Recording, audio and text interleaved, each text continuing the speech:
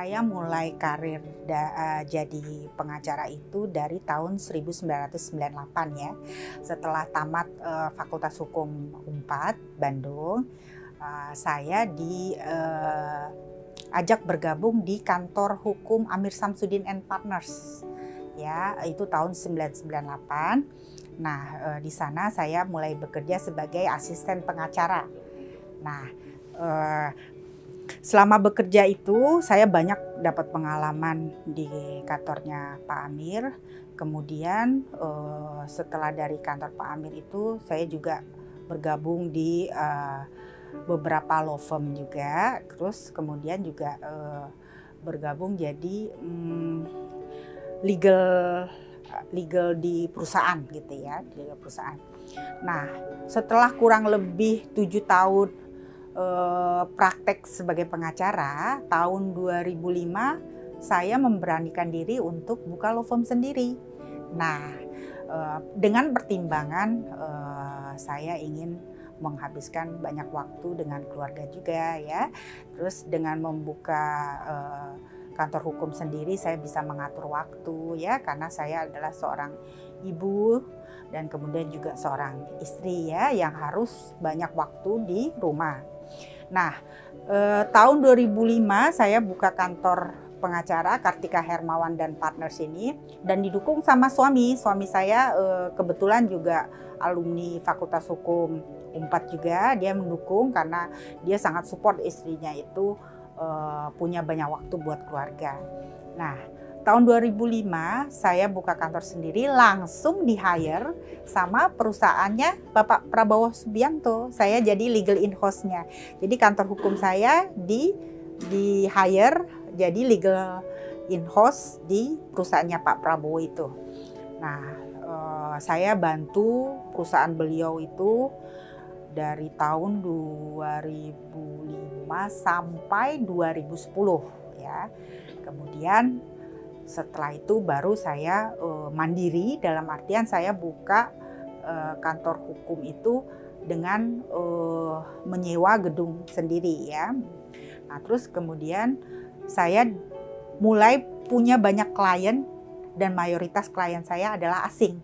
Ya, karena saya merasa saya punya kemampuan di situ ya. Kebetulan bahasa Inggris saya lumayan dan kemudian saya pikir inilah bidang yang pas buat saya. Nah, terus abis itu akhirnya saya banyak dipercaya klien asing, mulai dari dia investasi di Indonesia, kemudian ketika dia punya perusahaan di Indonesia, saya dipercaya juga untuk mengawasi jalannya perusahaan ya, kemudian tenaga kerjanya, semua urusan legalitasnya, terus kemudian unsur bisnisnya pun mereka minta saya yang menjadi penasehat hukumnya ya, legal consultant-nya. Nah, kemudian setelah banyak dipercaya itu, tahun 2014 saya bergabung di International Law Firm. Itu pusatnya di Luxembourg di Eropa.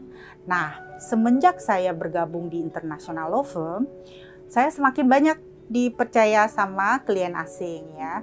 Akhirnya semakin tambah klien, semakin berjalan perusahaan itu dan tapi saya mengukur, karena walaupun bagaimana saya pengen punya banyak waktu dengan keluarga, tetap saja walaupun banyak klien tetap aja saya gak semuanya saya itu ambil loh. Saya bukan jenis kayak gitu ya. Tetap klien yang betul menurut saya ini bisa saya saya jadikan mitra, dalam arti dia harus mengikuti aturan Indonesia. Jadi saya itu kliennya itu juga terbatas karena nggak semua klien juga yang saya terima ya, karena saya tetap mementingkan waktu buat keluarga. Jadi tetap walaupun saya banyak dapat kepercayaan dari klien, tetap saya sortir. Jadi cuman terbatas dalam artian yang bisa saya bantu aja, karena utama saya adalah bekerja hanya untuk memanfaatkan ilmu yang ada, terus habis itu mendapat kepercayaan klien, terus memberi manfaat kepada mereka, tapi tetap dalam koridor saya sebagai seorang ibu dan istri ya, seorang wanita yang harus punya banyak waktu buat keluarga, seperti itu. Basicnya seperti itu. Jadi intinya saya punya law firm ini bukan ingin besar, bukan pengen hebat, tapi ingin memberi kontribusi buat klien, memberi manfaat dan memberikan maksimal apa yang bisa saya bantu, tapi tidak lepas dari kodrat saya sebagai seorang ibu dan istri. Itu aja. Jadi itu yang mungkin membedakan dengan law firm lain ya, karena tujuan saya bukan untuk besar, bukan untuk banyak cabang, tapi enggak, memberikan yang terbaik, tapi tetap dalam koridor saya sebagai seorang ibu dan istri yang harus punya banyak waktu buat keluarga. Itu aja.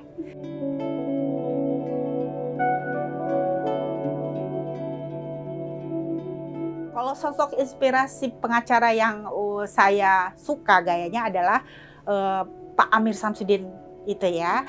Karena apa? Ketika saya bekerja saya tahu sekali beliau tuh orangnya sangat bijaksana dan pintar mengendalikan emosi. Jadi dia itu kalau misalnya ketemu klien atau lawan, orang itu marah-marah atau apa, dia orangnya tenang. Nah, jadi itu yang membuat saya, oh ternyata pengacara itu gak harus marah-marah, gak harus kasar segala macem ya. Kita bisa menghadapi lawan atau kita bisa menyelesaikan kasus dengan cara kita, dengan kemampuan kita. Kalau misalnya kita menyelesaikan dengan cara yang bijaksana atau santai, itu juga bisa gitu. Jadi itu Pak Amir Samsudin jadi sosok inspirasi saya. Dan kalau untuk pengacara wanita, sosok inspirasi saya adalah Ibu Kartini Mulyadi.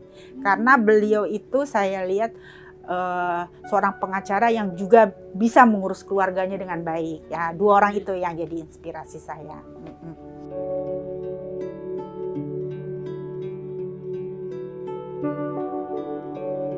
Jadi seorang pengacara itu kualitas yang harus dimiliki, dia harus punya percaya diri yang tinggi ya. Karena apa? Dia harus yakin bisa menyelesaikan kasusnya dengan baik ya. Terus kemudian dia juga harus bisa meyakinkan klien bahwa kasus itu bisa ditangani dengan baik ya. Selain itu dia juga harus punya integritas yang tinggi. Dalam arti apa? Dia harus amanah ya, harus bisa dipercaya sama kliennya.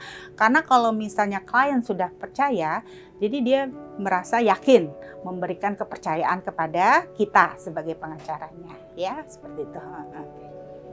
Ya, jadi modalnya percaya diri yang tinggi, integritas ya. Nah, sehingga kita bisa dipercaya. Kalau kita udah punya integritas yang baik, dengan sendirinya klien percaya kan pada kita.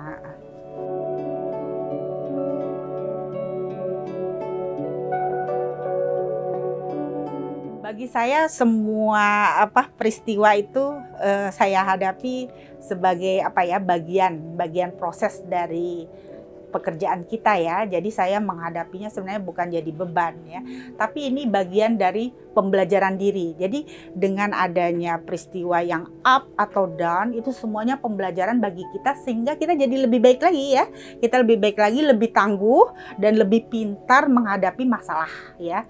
Jadi sebenarnya bagi saya nggak ada yang up atau down ya, tapi yang pasti bagi saya, kalau saya bisa membantu klien menyelesaikan masalahnya dan klien merasa puas atau berterima kasih, itu bagi saya sudah luar biasa sekali ya.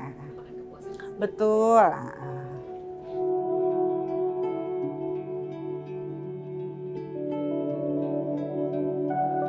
Jadi pandemi ini memang semua terkena imbasnya ya, terutama klien-klien saya ya, karena mereka juga curhat ya, cerita gitu, income mereka turun ya, kemudian mereka bingung bagaimana harus bayar pegawai ya, kemudian bagaimana harus membayar tagihan-tagihan ya, jadi pusing. Nah, mereka cerita tentu kepada saya ya, karena saya kuasa mereka, lawyer mereka. Nah, di masa seperti ini, jadi saya berusaha untuk membuat klien itu tidak panik ya, karena apa? Situasi seperti ini pasti tidak semua pasti tidak menginginkan ya. Jadi kalau kita ikut panik malah tidak menyelesaikan masalah ya. Jadi mari kita sama-sama hadapi, kemudian kita cari bagaimana solusinya, apa yang bisa kita lakukan sehingga di masa ini kita tidak jatuh gitu. Jadi yang pertama langkahnya adalah kita harus memberikan yang terbaik buat klien.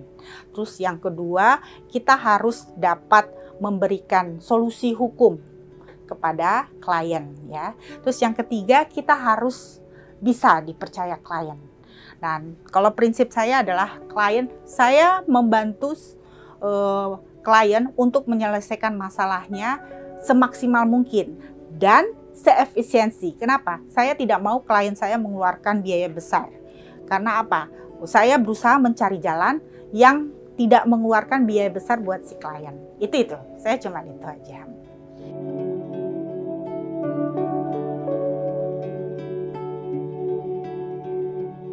Prinsipnya adalah kita harus selalu belajar ya. Jadi ketika kita menekuni suatu profesi kita harus belajar untuk memahami profesi kita dan kita mengetahui ilmunya. Karena kalau kita sudah tahu, kita bisa dapat membantu orang. Kita bisa membantu klien. Kalau kita tidak belajar, ilmu kita segitu-segitu aja, bagaimana kita bisa bantu orang ya. Jadi prinsip utamanya adalah terus belajar ya, terus belajar. Terus kemudian jangan pernah kita merasa hebat. Kalau kita merasa hebat, kita nggak akan mau belajar lagi. Dan kalau kita merasa hebat, kita tidak menghargai orang lain, itu salah.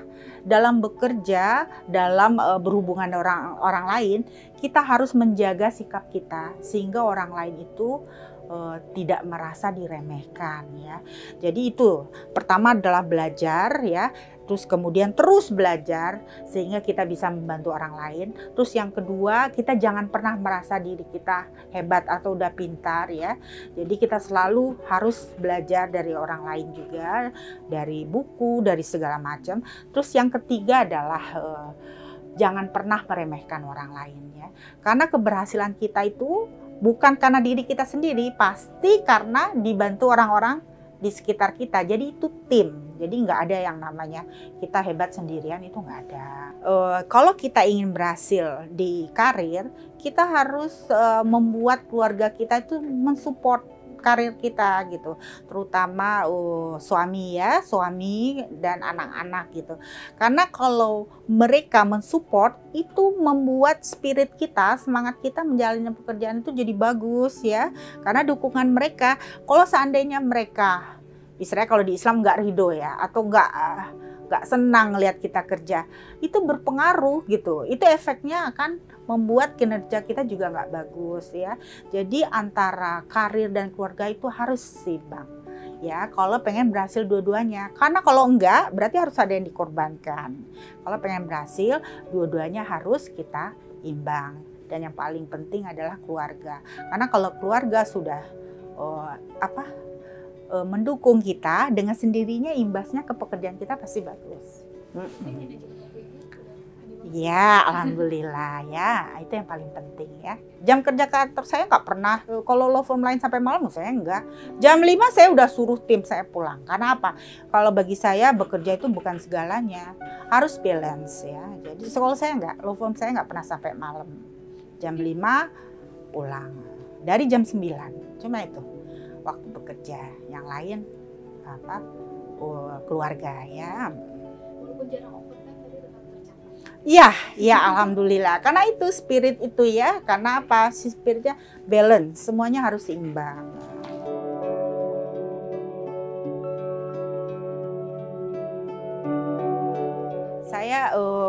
Bagi saya untuk tahap ini saya sudah bersyukur ya, law firm saya sudah bertahan dari tahun 2005 sampai sekarang, tetap dipercaya ya.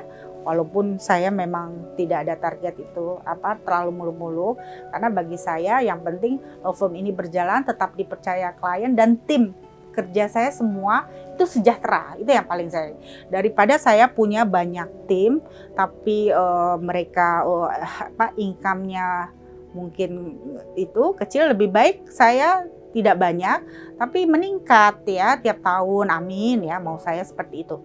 Mau saya law firm saya itu membawa manfaat bagi klien dan juga tim itu. Jadi dua-duanya. Jadi klien puas pakai jasa kita, tim kita pun juga sejahtera. Maunya saya begitu. Pengennya saya seperti itu.